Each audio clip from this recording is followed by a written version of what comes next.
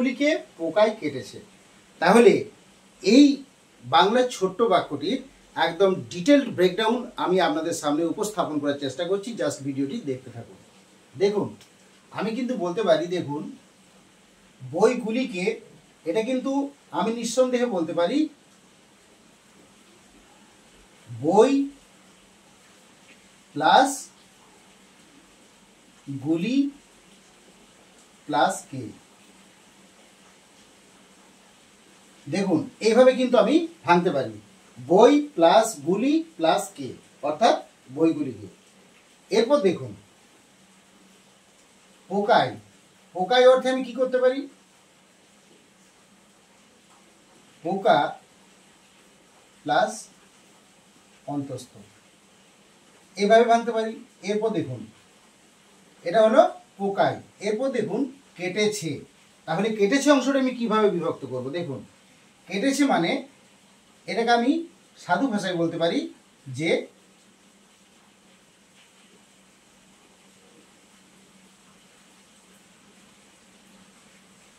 কাটিয়াছে। তাহলে কাটিয়াছে মানে কি, কাটিয়াছিকে আমি করতে পারি কাটি প্লাস ইয়াছে, কাটি প্লাস ইয়াছে। তাহলে এইভাবে কিন্তু আমি আগে এই বাংলা বাক্যটিকে আমি ব্রেকডাউন করতে পারি। বই প্লাস গুলি প্লাস কে সমান বইগুলিকে, পোকাযুক্ত অন্তস্থ মানে পোকায়, আর কেটেছে কাটিয়েছে, কেটেছে মানে কাটিয়েছে, এবং কাটিয়েছেকে যদি আমি বিশ্লেষণ করি বা ভেঙে দিই তাহলে কি হবে, কাটি যুক্ত ইয়াছে। অর্থাৎ আমরা এটা পরিষ্কার বুঝতে পারছি যে এটা অ্যাকশন ইজ অলরেডি কমপ্লিটেড, অর্থাৎ অ্যাকশন কমপ্লিটেড,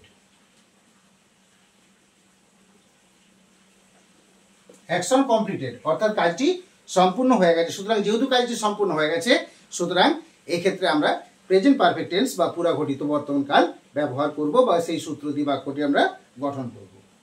এখানে আমি প্রেজেন্ট পারফেক্ট টেন্সের যে রুল বা সূত্র, সেই রুল বা সূত্রটি দেখাচ্ছি, এবং এটা হলো কি অ্যাক্টিভ মুড দেখাচ্ছি আমি। দেখুন আমরা যেটা টেন্স করি সেটা হলো অ্যাক্টিভ ভয়েস, আর প্যাসিভ ভয়েস তো আমরা সকলেই জানি। সুতরাং আমি এটা অ্যাক্টিভ ভয়েস রুল তথা প্রেজেন্ট পারফেক্ট টেন্সের অ্যাক্টিভ রুল দেখাচ্ছি। সুতরাং আমি বলতে পারি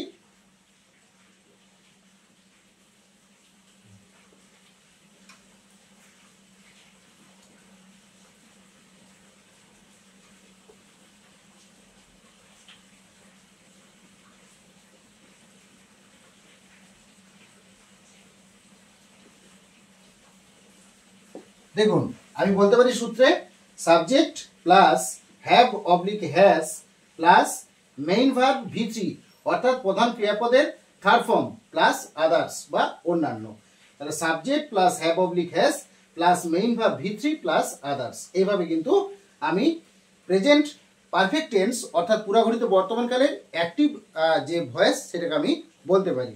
তাহলে এই অর্থটাকে ধরে যদি আমি বাক্যটাকে ট্রান্সলেশন করি তাহলে কি হবে, তবে এর সঙ্গে আমি যেহেতু দেখিয়েছি অ্যাক্টিভ ভয়েসের রুল, প্রেজেন্ট পারফেক্ট টেন্সের অ্যাক্টিভ ভয়েসের রুলটা যেহেতু আমি আপনাদের সামনে উপস্থাপন করেছি, এবং এর সঙ্গে আমি এই যে প্রেজেন্ট পারফেক্ট টেন্স বা পুরাঘটিত বর্তমানকাল তার প্যাসিভ ভয়েসের রুলটাও আমি একই সঙ্গে আপনাদের সামনে উপস্থাপন করে বাক্যটিকে আমি ট্রান্সলেট করার চেষ্টা করছি। তাহলে আমি যদি পি ফুল স্টপ ভি করি অর্থাৎ প্যাসিভ ভয়েসে করি, তাহলে প্যাসিভ ভয়েসে আমি রুলটা কি করব, প্যাসিভ ভয়েসের রুলটা করব। দেখুন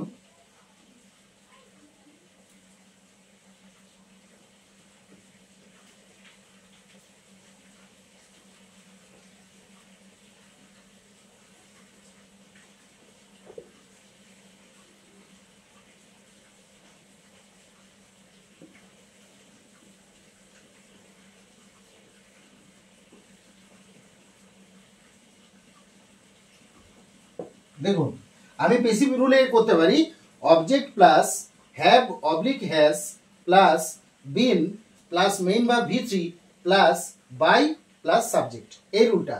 তাহলে কি হলো, এই রুলটা হলো subject plus have oblique has plus main বা V3 প্লাস আদার্স, এটা হলো প্রেজেন্ট পারফেক্ট টেন্সের অ্যাক্টিভ রুল, এবং এটা হলো কি প্রেজেন্ট পারফেক্ট টেন্সের passive rule, object plus have oblique has plus been plus main বা V3 plus by plus subject. এটা হলো প্যাসিভ ভয়েসের, প্রেজেন্ট পারফেক্ট টেন্সের প্যাসিভ ভয়েসের আমাদের পেসিভ রুল। তাহলে এরপর দেখুন এই এই দুটো সূত্রকে ধরে আমি কিভাবে এই বইগুলিকে পোকায় কেটেছে এগুলিকে আমি কিভাবে এটা বিভক্ত করব তার জাস্ট আমি টোটাল যে একদম ডিটেল ব্রেকডাউন তা আমি আপনাদের সামনে উপস্থাপন করছি। তাহলে দেখুন বই প্লাস গুলি প্লাস কে, তাহলে বই অর্থে আমি কি বলবো বলুন, বি ডবল ও কে বুক, অর্থাৎ বই অর্থে আমি কি বলবো, বুক বলবো। এবার দেখুন বইগুলি অর্থাৎ আমরা জানি কি টি টা খানা খানি গুলা গুলি প্রভৃতি অর্থে আমরা দি এই আর্টিকেল তথা নির্দেশক পদকে ব্যবহার করে থাকি। সুতরাং বুক, তাহলে আমি বুক বইগুলি অর্থ যদি বলি তাহলে কিন্তু এটা এর সঙ্গে বুকের সঙ্গে এস যোগ হলো, অর্থাৎ বইগুলিও হয়ে গেল। আবার গুলি অর্থে আমি সামনে কি করব, দিকে প্রয়োগ করব, কারণ আমরা জানি যে দি সাধারণত কোথায় বসে, টিটা খানাখানি গুলাগুলি প্রভৃতি ক্ষেত্রে। সুতরাং বইগুলি অর্থে দ্য বুকস আমি করে দেবো। কিন্তু দেখুন এখানে কে, এই যে বইগুলি কে, তাহলে কে মানে কি, কে মানে হচ্ছে এই শব্দের সঙ্গে কে যুক্ত আছে, অর্থাৎ আমরা একে বলতে পারি শব্দ বিভক্তি, শব্দ বিভক্তি আমরা বলতে পারি। তাহলে এখানে কিন্তু কে এর কোনো অর্থ আসবে না, ভালোভাবে বিষয়টি লক্ষ্য করুন, এখানে কিন্তু কে এর কোনো অর্থ আসবে না। বইগুলি কে অর্থাৎ দ্য বুকস এর মাধ্যমেই কিন্তু আসবে, কিন্তু কে অর্থাৎ এই যে শব্দ বিভক্তি বা শব্দের সঙ্গে থাকা অতিরিক্ত অংশ এটার কিন্তু কোনো, এটা কিন্তু প্লাস জিরো হয়ে যাবে, অর্থাৎ এর মধ্যে কিন্তু কোনো অর্থ আসবে না। বইগুলিকে সরাসরি প্রকাশ করার জন্য দ্য বুকস এই অংশটাকেই উপস্থাপন করতে হবে, এর বাইরে কোনো অংশ উপস্থাপন করা যাবে না। এরপর দেখুন এখানে রয়েছে পোকায়, তাহলে আমরা জানি পোকা, তাহলে পোকা অর্থে আমরা কি করব বলুন, আমরা WORMS বা আমরা সিঙ্গুলার করতে পারি অথবা প্লুরাল করতে পারি, সেটা কোনো অসুবিধা নেই। তাহলে পোকাযুক্ত অন্তস্থ অর্থাৎ পোকায়, তাহলে পোকায় মানে কি আমি এখানে বলতে পারি কি BY by WORMS by worms, অর্থাৎ এখানে অন্তস্থ অর্থে আমি কিন্তু বাইকে প্রয়োগ করতে পারি, এখানে অন্তস্থ অর্থে বাইকে কিন্তু আমি প্রয়োগ করতে পারি বাক্যটার অর্থ অনুযায়ী। এরপর দেখুন কাটি আছে, আমরা জানি কাটি আছে, কাটি যুক্ত ই আছে, অর্থাৎ মূল শব্দ কি, মূল শব্দ হচ্ছে কাটা, মূল শব্দ কাটা তার সঙ্গে প্লাস করে ই আছে, এই অংশটিকে যুক্ত করা হয়েছে। কাটা হচ্ছে মূল ভাব বা ক্রিয়াপদ, তার সঙ্গে ই আছে অংশটি যুক্ত করে প্রেজেন্ট পারফেক্ট টেন্স বা পুরাঘটিত বর্তমানকালে ভাবটা রূপটাকে নিয়ে আসা হয়েছে। অর্থাৎ আমরা তাহলে এখানে কি বলতে পারি যে হ্যাভ অবলিক হ্যাজ কাট, সিউটি cut, have oblique has cut বলতে পারবো কি, যেহেতু এখানে বলেছে বইগুলিকে পোকায় কেটেছে, তাহলে এখানে কি আমরা জানি কাট, সিউটি কাট মানে কাটা, তাহলে এখানে কি আমরা কাট শব্দটা প্রয়োগ করতে পারবো, কিন্তু না, এখানে যখন বইগুলোকে যখন পোকাতে কাটে সেই অর্থে কাটার বিভিন্ন ইংরেজি আছে, কাটার বিভিন্ন অর্থ ক্ষেত্র বিশেষে বাক্যের অর্থ অনুযায়ী বিভিন্ন ধরনের কাটা অর্থটাকে প্রকাশ করার জন্য ইংরেজি ভার্বকে প্রয়োগ করা হয় বা ইংরেজি ওয়ার্ডের প্রয়োগ করা হয়। সুতরাং এখানে যদি আমি বলি যে কাটা অর্থে যে এখানে হ্যাভ অবলিক হ্যাজ কাট, তাহলে কাট করে দিলে কিন্তু এখানে কিন্তু বাক্যটা সম্পূর্ণ হবে না, বাক্যটা ভুল হয়ে যাবে। সুতরাং এটাকে আমি কিভাবে করব, জাস্ট বিষয়টি আমি আপনাদের সামনে উপস্থাপন করছি দেখুন, এবং এর অ্যাক্টিভ প্যাসিভ দুটো ভাবেই বাক্যটাকে আমি গঠন করে আপনাদের সামনে উপস্থাপন করার চেষ্টা করছি। দেখুন তাহলে আমি বলতে পারি কি, যদি আমি অ্যাক্টিভে করি তাহলে আমি বলতে পারি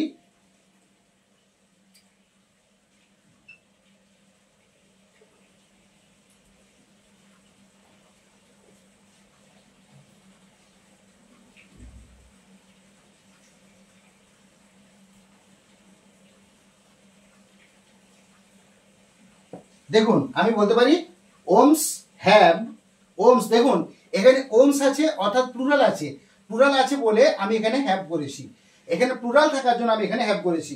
তাহলে ওমস হ্যাভ ড্যামেজড, দেখুন এখানে পোকায় কাটা, এখানে কাটা অর্থ ক্ষতি করা অর্থাৎ ড্যামেজড, এখানে কাটা অর্থ প্রয়োগ হলো ড্যামেজড। তাহলে ohms have damaged the books, অর্থাৎ বইগুলিকে পোকায় কেটেছে, তাহলে ohms have damaged the books আমি এভাবে কিন্তু অ্যাক্টিভ ভয়েসে বলতে পারি। আবার দেখুন এখানে আমি ড্যামেজডের পরিবর্তন ব্যবহার করতে পারি, যেমন ধরুন এখানে বলতে পারি যে ওমস হ্যাভ ড্যামেজড অবলিক, আমি বলতে পারি ইটেন বলতে পারি, ইটেন খেয়েছে, ইটেন বলতে পারি, কারণ মেন ভার্ব ভি থ্রি হচ্ছে। সুতরাং ohms have damaged oblique eaten the books, এভাবে বলতে পারি। আর যদি এটা আমি অ্যাক্টিভ মুডে করলাম, আর যদি আমি পেসিভ মুডে করি অর্থাৎ পেসিভ ভয়েসে করি, তাহলে আনসারটা কি হবে? তাহলে আনসারটা দেখুন, দ্য বুকস হ্যাভ বিন করলাম, the books have been eaten.